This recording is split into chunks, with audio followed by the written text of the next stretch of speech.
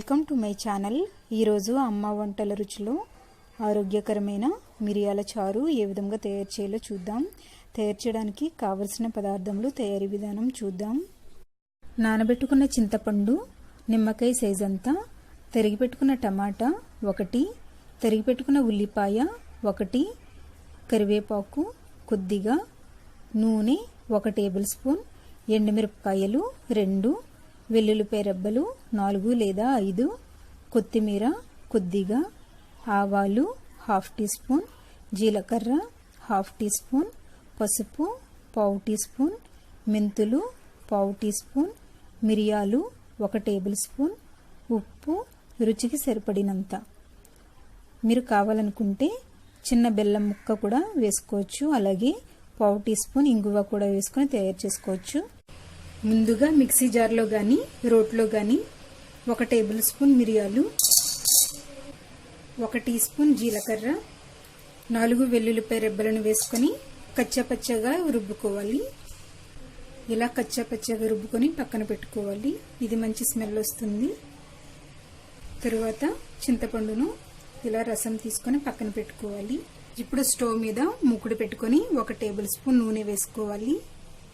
నూనె వేడైన తరువాత 1/4 టీ స్పూన్ మెంతులు, 1/2 టీ స్పూన్ ఆవాలు, 1/2 టీ స్పూన్ జీలకర్ర, ఎండుమిరపకాయ ముక్కలను వేసుకొని వేయించుకోవాలి. ఇవి వేగిన తరువాత కరివేపాకు, ఉల్లిపాయ ముక్కలను వేసుకొని వేయించుకోవాలి. ఇవి కొంచెం వేగిన తరువాత టమాటా ముక్కలను వేసుకొని రుచికి సరిపడినంత ఉప్పు వేసుకొని 1/4 టీ స్పూన్ పసుపు వేసుకొని ఒకసారి కలుపుకుందాం. తరువాత మూత పెట్టుకొని లో ఫ్లేమ్లో 2 మినిట్స్ మగ్గించుకోవాలి. 2 మినిట్స్ మగ్గించుకున్న తర్వాత టమాటా ముక్కలు ఇలా మెత్తగా అయ్యేంత వరకు ఉడికించుకున్న తర్వాత చింతపండు రసంను వేసుకోవాలి.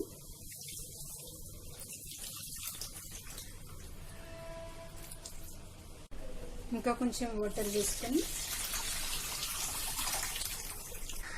తరువాత కచ్చాపచ్చగా రుబ్బుకున్నటువంటి వెల్లుల్లిపాయలు, మిరియాలు, జీలకర్రను వేసుకోవాలి. దీనిని మరీ ఎక్కువగా మరిగించుకోని అవసరం లేదు. హై ఫ్లేమ్లో 1 పొంగు వచ్చేంత వరకు మరిగించుకోవాలి. చిన్న బెల్లం ముక్కను కూడా వేసుకోవచ్చు.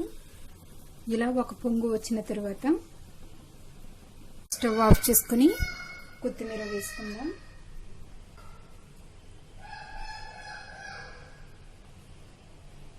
రుచికరమైన మిరియాల చారు రెడీ అయ్యింది. దీనిని వర్షాకాలంలోనూ శీతాకాలంలోనూ జలుబు, దగ్గు, జ్వరంతో బాధపడే వాళ్లకు ఎక్కువగా తయారు చేసి పెడతారు.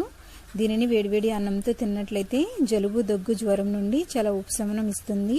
అలాగే అరుగుదల కూడా బాగుంటుంది. ఇది ఆరోగ్యానికి చాలా మంచిది. మీరు కూడా మీ ఇంట్లో తయారు చేసుకుని ఫీడ్బ్యాక్ పంపించండి. ఈ వీడియో మీకు నచ్చినట్లయితే లైక్ చేయండి, షేర్ చేయండి.